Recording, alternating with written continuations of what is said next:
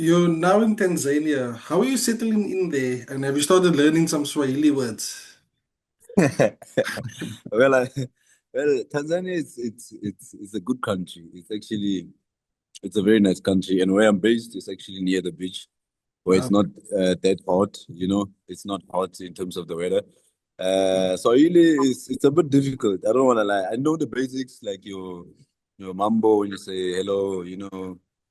VP when you say are you good. So those are the kind of words that I'm still learning, but. It's difficult. It's a difficult environment, actually, But for any footballer, it's something that I always wanted to try out, see how other people live and actually making sure that I make the best of my career so that it doesn't only be as a local player. I just wanted to see also what's out there. And it's a challenge that I'm willing to take. First, accept and yeah, take it. But it's been so far so good. Does it help having your former Sundowns teammate there with you, Rishit? Yeah. No, it does help. It does help a lot because sometimes there are things that we have to help each other with, be it on the pitch, be it off the pitch.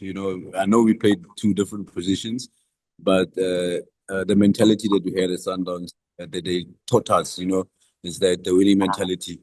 So it's something that we trying to help the guys, where we can, and also not forgetting the tradition and the values of the club that we are at now. So it's a bit of both. We do it does help me as a player, also of the pitch, the environment, new country, first time also out of the country. He has a bit of experience with Israel, so it helps me a lot to actually settle. And I know for me it's taking a bit longer, and but for him, it's something that he's already used to. Okay. But yeah, he helps me a lot. He helps me a lot, and it does help me for having him this side. So soon after you joined Simba, Davids ended up making the move to Raja. What was your initial reaction? Yeah. Firstly, firstly, I was actually a bit shocked, because it's been only like a few weeks that we spent together with him, and I always admired him as a coach of the fundamentals that he has, in preparing his team and how he plays. He wants the team to play. So it's a coach that I admired and actually loved the style of play that he wants from his players. I saw myself improving a lot under him, to be honest. And when he told us that he's going to move, we were in Botswana. We were playing the preliminary rounds of the Champions League against how yes, no, not Gaborone. We played against the other team. I just forgot his name. So it came to us and told us, you know what, I'm sorry, guys. I'm gonna move. You know, so he had his reasons. So for me, firstly, I was surprised, but I was also happy for him because he's someone that obviously wants to achieve so much, and also he has also career to build. So we couldn't stand in his way. We are also men. Apart from being footballers, we are men. We must know how to survive. So that's how I took it, and I'm like, if God wants him to be there, let him go and spread his wings. And if God wants us to be here, maybe it's for us to know, what, we just need to work harder, get the trust of the team, making sure that we help them in any way that we can.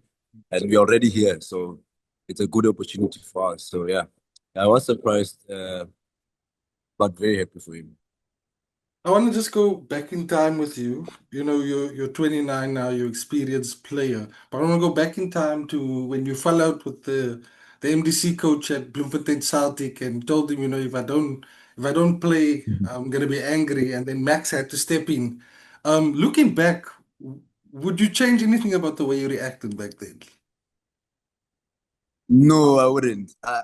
If I were to change anything, I think I wouldn't be where I am right now, in my career. To be honest, sometimes you just have to give yourself, knowing your capabilities, you have to give yourself a chance to be on the pitch, to be present, and to also make sure that you perform for the team because I mean, if I've given up that time, and just went to school, none of this would have happened. And I don't think that it will be like a lot of kids that are inspired by my work to actually be inspired to also want to play football. So for me, it's not something that I think about all the time, because it happened a long time ago. But I wouldn't change anything actually. I'm just happy that I stuck I just stick to football. You've previously spoken about your nerves when you're playing packed stadiums, like against Al Ahly, Chiefs, Pirates, and now at Simba they have packed stadiums as well. How did you overcome that fear of yours, or the challenge? What a fear, what a challenge. Well, the more I grow, the more I see that football is actually a game of very small margins, and how you prepare yourself to go mentally to go into a game. It's very important. It's very important, and for me, I dealt with it. It still comes and go because I'm human after all. The first time that I was introduced by the club, I didn't expect it. The stadium was full of Simba players. I think there was like 60,000 Simba fans. And it's normally the tradition of how they do things. They announce the squad of the season, and you just come out there from the tunnel. I was nervous. I don't want to lie because I didn't know what to expect. But they told us this is what's happening. But when you are actually there on the day, it actually kick in that you're actually playing for a very very big club. And from that day, I was just like, let me just go out there, express myself. And yeah, I was nervous, but I deal with it very, very, very quick because life has to go on. Football is a game that has to be played, and the nerves will always be there. We are. I'm a type of player that actually likes big games because it actually puts you under a lot of pressure. But that's how you grow, as a man and also as a footballer. I think that's how you grow. So throughout the years, it's been very difficult, but I would say every time I step onto the pitch, whether it's a big game, always willing to give myself, my true self, just to build my character out of these games. You made your professional debut against Golden Arrows. What were you feeling that day? That's something I don't think I would easily forget because it's like 7, 8 years ago, if I'm not mistaken. I still remember the picture clear in my mind. When they told me that you're going to start during the week and coming into the Sunday game 3 p.m. Dr. Molemela against Aros. I was standing like next to Bilakulu and them. I was like, this is the start of a career that I would want, God to handle it the way He wants and use me in whatever that He wants to do it and however He wants to do it. So I was very nervous because I was used to playing with my peers, some of my peers in the MDC. But now, you're playing with very experienced players. You're a young kid on the block, very nervous, but also very, very, very happy that it had to happen that way because I was playing at home. It was so many. I had my family supporting me on the day. So I think for every footballer would want such a debut. But it was a very good day because we also won that day. So I feel like it was a good debut for me. And it just kicked off my career and something that I'll never forget. This question I'm going to ask is it's for the fans. You made it clear throughout your career that the one team you did not want to play for was the Orlando Pirates. Why is that the case? Uh, if it was maybe telephonically, I was gonna say, what, no comment on that. But I think I should just maybe I should just say, to be honest, when I was growing up, my mom was a Paris fan, still is, a big Paris fan. No matter how she supports me wherever I am, but she makes it clear that whenever you play against Paris, you must just know that I'm gonna choose Pirates, but I'm gonna watch my son. So that's the difference. And my father my father is still a Kaizer Chiefs fan. So we grew up and choosing my father's side, and it wasn't a team that I hate. I don't hate the team. Is this for a player? I've never uh, saw myself paying for them. I've never imagined myself one day when they come to me, offer me a contract. Uh, I would say, "Ish, let me just try it out." It was just never the picture of me in a Pirates jersey paying for them. I've never seen it.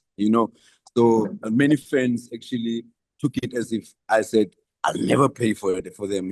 Okay. And it's not like that. And also when fans speak, I can't just go to a media platform and say, no, this is actually what I meant. Yeah. I got a lot of messages, from friends telling every time they speak about Neo Maema, whether it's people talking on podcasts or interviews, there will always be someone that said, but that one never said he doesn't want to play for Pirates. It's always that. So it's not that I don't want to play for them. I just never saw myself playing for them growing up. And it's not because I dislike the club. No, I don't dislike the club. I feel like the club plays some very beautiful football, and they've shown it over the years. And this year is even fantastic. And yeah, it's just a team I've never saw myself playing for. So, as children of parents, we always try to listen to what they have to say. And I saw that before you joined Sundowns, your dad was concerned about, whether you get enough time to play, because they have a big squad. Um, did you ever tell him, like, you see, I proved you wrong? And then also, No, also, me. what convinced you to still do it, despite your dad's fears at the time?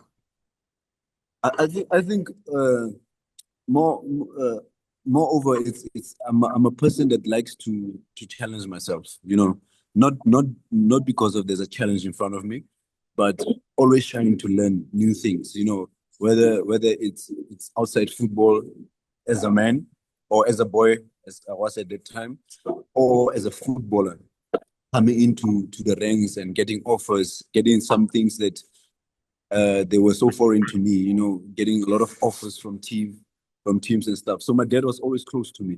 He was someone that actually was always advising me. So for me, I've never went to him and said, "Look, you see, now I'm playing at Sundowns, at the time." No, he was still supporting me through it all, because I mean, every footballer in his time at I will talk about me. I had to go through seasons, and I've played the best football for in my career at Sundowns. And I feel like I was still growing and developing, and there's some spark that also ignites inside of me to show that what you can actually be one of the best midfielders in the country. You just have to continue to push, and you're at a big club where the exposure, it's just right, and if I would go back, I would actually remind my dad, you know what? I feel like I had a fair chance at Sundowns. I've proven myself. I've played some big matches. I've competed in continental cups. I've won so much as a player. My first trophies was actually from there. So for me, it's been successful without both the seasons, whether good or bad. For me, it was just a good time at Sundowns. I don't want to lie, and I'm grateful for them.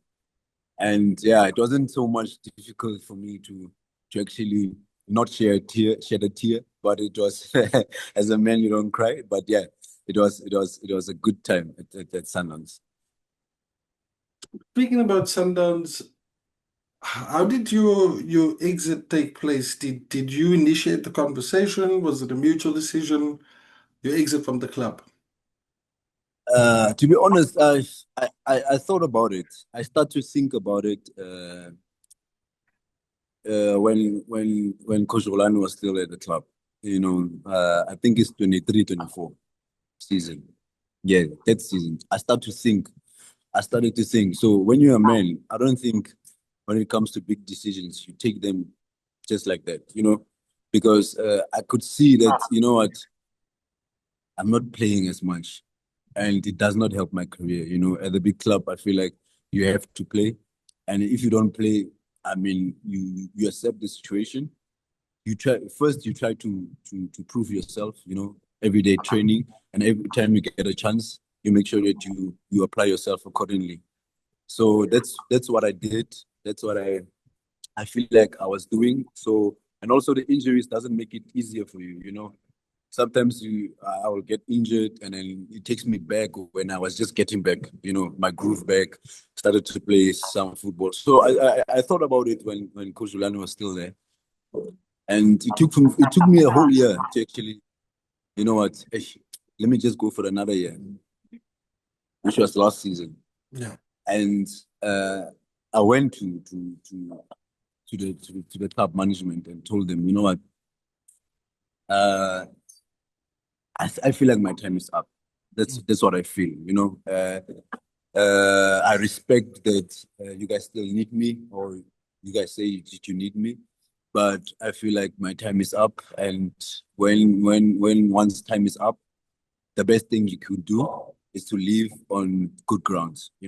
That's what I told them, and I told them in January. That's when I started to tell them. And you know what? That World Cup is a big opportunity because we qualified for it when we were 2 years back, I think. So it was going to be unfair to me in my career not to go. So I told the new Coach Cardoso, you know what? Okay, I think I want to leave. I think on good grounds we were having a conversation, and he told me that no, stay, and then let's see after the Club World Cup. And I said, okay, no problem. I'll go to the Club World Cup. I think we did very well at the Club World Cup, although I would have just loved to play. But yeah, it's something that will come, by God's grace. So after that, I went to them and I said, no, I think I've made my mind. So I was actually the one that actually went to them and told them, nah, I want to go. So I initiated. So you opened up about playing less in the 23-24 season. In those periods where you're playing less, how do you stay motivated? How do you keep yourself, putting 100% in training? Yeah, I think when you know your quality and you are competing with people that are obviously different from you in the club, because I don't think they will bring the same player like you in the club. I feel like you can still keep on going. The only thing that you need is to keep a sober mind and make sure that you compete. And if the chance doesn't come, you start thinking about is the move going to be good for you or not, or you stay and make sure that you stay positive all the time, making sure that obviously you're going to get those days where it's very difficult to get out of bed because you know that you might not make the team, and I just told myself with my support back home, they were always telling me keep on going, because if you don't keep on going and you get the chance, it's very difficult for you to perform. You understand? And then it's going to be like, yeah, you see why he doesn't play, because of this is what we were saying. This is why he doesn't play. If you go there and your mind is not clear. So me, I was just telling myself, you know what, you're a quality player. You've proven it before. You can still do it. And after that, just keep on working. The chance may come. If it doesn't come, you keep on working. And there's a few games that I played, even last season I played, even that season I played a few games, and I was happy to play, to be on the pitch. I think for every footballer, it's the happiest thing, because all a footballer wants, apart from everything that money and this whole professional fame comes with, it's only to be on the pitch. And that's the most important thing about a footballer. So that's the things that I was thinking about when I was thinking about this thing, because I see that the time is going. It doesn't help me. It doesn't even give me a chance for to prove that I want to play maybe AFCON, that I want to play the World Cup. You know, it doesn't give me a chance if I'm not playing. So let me go elsewhere and go and compete and see if I can give myself a better chance. So it's always constantly in my mind. Just be positive, keep on going. Don't think about anything else. Don't listen to too much information. Just keep on going, and then God and leave everything else to God. In your last two seasons at Sundowns, there was just constant speculation about Kaizer Chiefs having an interest in your services. Was there any truth to those rumors? I'm not sure whether it's right to talk about them, but there was interest. To be honest, there was. My agent came to me and told me there was interest, but it's very difficult, you know, in the space that I was at, and telling me sat down with my dad and my family and told them, you know what, this is how I feel, and I feel like if I cross towns, it's not going to be good for me as a player. I feel like what I need is a new environment, because I come from a place where my 2 years wasn't consistent. You understand? In playing, you understand. So I need a new environment. And then if I have offers outside the country, I'm willing to take them. That's what I told them. And then we started to look, you know, and then, yeah, Coach Fadlu came in and showed interest. And the team Simba came, and I said, this is what I might need. But, you know, greener pastures is not the physical location. It's where the word of God actually wants you to go, you know, takes you. So that's what I wanted, you know, to experience. Throughout my career, that's what I've been wanting to. At one point of my time, whether it's a season or 2 seasons, just to be out of the country, play football there, learn new things, become a man, you know, because football is very short. It's gonna end, you know, and at least you'll be having a lot of experience about what football and what God has made it's let you see in football, you know. Okay. So you made it clear that after leaving Sundowns, you wanted to try something different. You wanted a new environment. Is in the future, would you rule out a return to the PSL?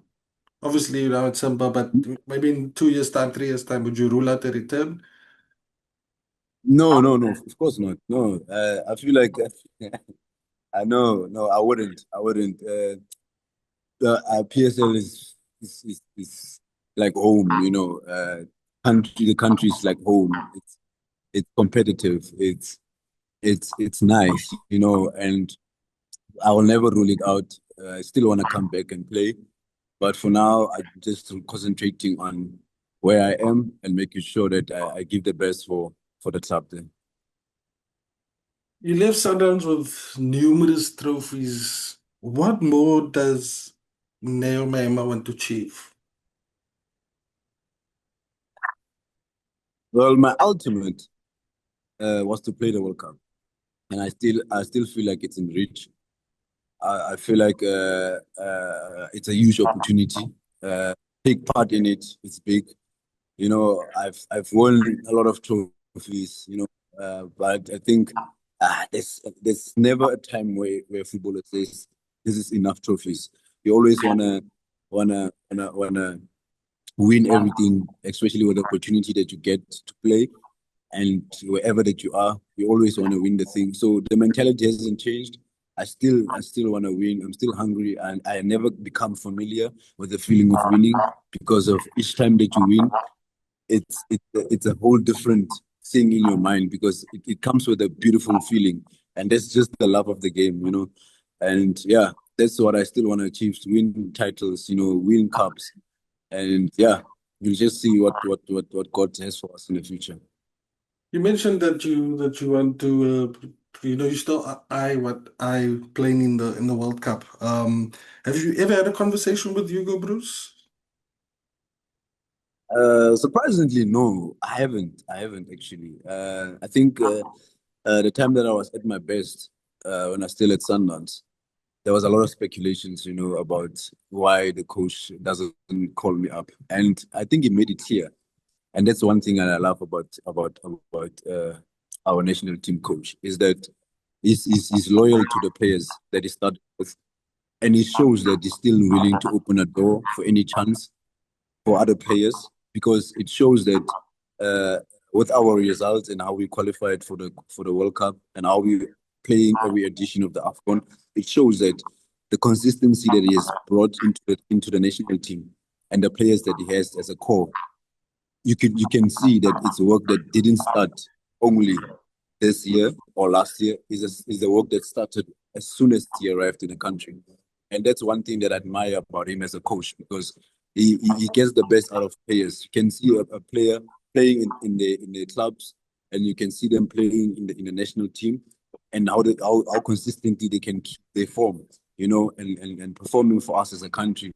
So that's one thing I admire about him. He's very loyal to his players, and yeah, big ups to him. But I haven't spoken to him personally. Yeah, I haven't spoken to him. You captained Bafana at the Chan. Just how big of a moment was that for you to represent That your that national that team? was that was that was actually the highlight of my career because I've been wanting. I missed. I feel like in my life I missed out on the under 17s. I wasn't playing football then. Under 20s, I was still at varsity playing DDC. Under 23, I was still finding my feet, and also just got promoted. And yeah, we had good players then. So I missed that. The only thing I wanted, is just the call up. And it came through Chen, and I was very delighted, happy, and proud, and to captain it on my debut call up. It was a great experience in my hometown. So for me, it's the highlight of my career till now, and yeah, can't wait for many more. You are one of few football. You're one of few footballers who got your degree or while you were still playing football. Um, why was it so important for you to get an education? Hey, my father is someone that that made a career out of school, out of education. So you can just imagine the pressure it comes with. Not only because I'd see him as a role model, but him specifically telling me that, you know what, this will be the best thing for you to do, whether you want to pursue football or whatever at the time. This will be the best thing that you would want to do for yourself, so that uh, education doesn't necessarily give you a job, but it makes everything else that you want to do easier because you get smart, you get intelligent, you get knowledge, So that was very important to me. And when you have a father like that, he always pushes you forward. So at the time I didn't see it as being important, but the more the life goes and you're growing, you see how important education is. Hence, in my foundation, those are the type of things that we want to introduce. That it's not only about football, but it's also about someone that wants to be in football, that wants to be a medical doctor. You have to go to school for that. If you want to be a physiotherapist and you can't make it as a footballer, you have to go to school for that. So those are the type of things that we are looking into and making sure that education is very key and primary for every footballer. And you can make it, in football without education. But what you will do after football is very important because there's a decisions that you have to take for your own life that will need the smart you or the sober you, in your mind, and never to make sound decisions for yourself. And that's why I felt like education for me it's very important. It was and still is. You worked with various coaches at Sundowns. I just want to know who had the biggest impact on you and why. Rulani. Uh, hey. Well, Coach Rulani is one of the best coaches, I feel, in my opinion, that we have in the country. And how he ignites something in you, how he develops you as a player, and how much of a good relationship he has with his players shows that he cares about not only you being at Sundowns, but for your whole career. He used to say that don't take care of the talent, take care of the career, because the career is very long, and the career is not what you do on the pitch. The career is how you conduct yourself out of the pitch, how you take your training serious, how you take your football matches, your corrections and stuff serious. And that's the fundamental things that he has taught me as a player. That's why it was easy for me to excel under him, because he develops you as a player, and he makes sure that he puts the best version of you on the pitch, that he actually sharpens every now and then. And the pressure that comes from playing for him, he puts you under a lot of pressure. And which I think at a big club, you need it, as a player. And also because he's a good guy, it's made it easy for us to work with him. Being in an environment where there's so much pressure and constant growth and constant improvement, can it be draining to be in an environment like that? I wouldn't say draining, because I feel like when you know what you're playing for, at the end of the season, when you look back, you're like, okay, I'm holding my medal, I'm holding a trophy. So I see the work that we've been putting. So a day doesn't come as the same day. It will come with a lot of pressure. It will come with ups and downs. A season is that long, so it's never easy. But for us, it was more of can we create a team that people are afraid to play against, to make results for us very easy, and I feel like that's what he created at Sundowns. And you can also see bits and bits of his work, in players when things get tough, how they come back from situations, where we think that the team is losing, but just that individual character of a player just comes out, because we remember what we were taught, and it just comes out, and then you're able to actually save the situation or perform for the team. So it was always a collective effort when it came to him. It was never about individual brilliance, and I can confidently say that he created a team that was a lot of teams were actually afraid of playing against, because I think at the time we were playing some top football. We were dominating in Africa. We were competitive. So I think he was the right person for the time for the club at that time. Speaking about your admiration for Rulani, how did you guys find out that the club was parting ways with Coach Rulani? Sorry. How did you guys find out that the club was parting ways with Coach Rulani? I think we were on holiday. I was on holiday. Okay. Yes.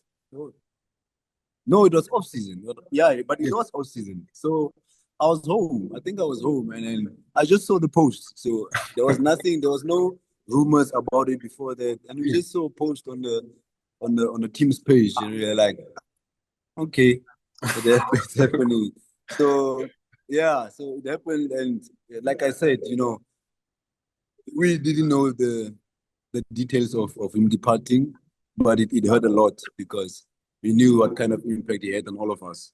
It really hurt, and it put us in a little bit of setback, but it happened at least not in the middle of the season. It happened right when it was off season, so that you get a lot of time as a player to put yourself okay, so that when the season starts, whatever it comes, you can be prepared for it.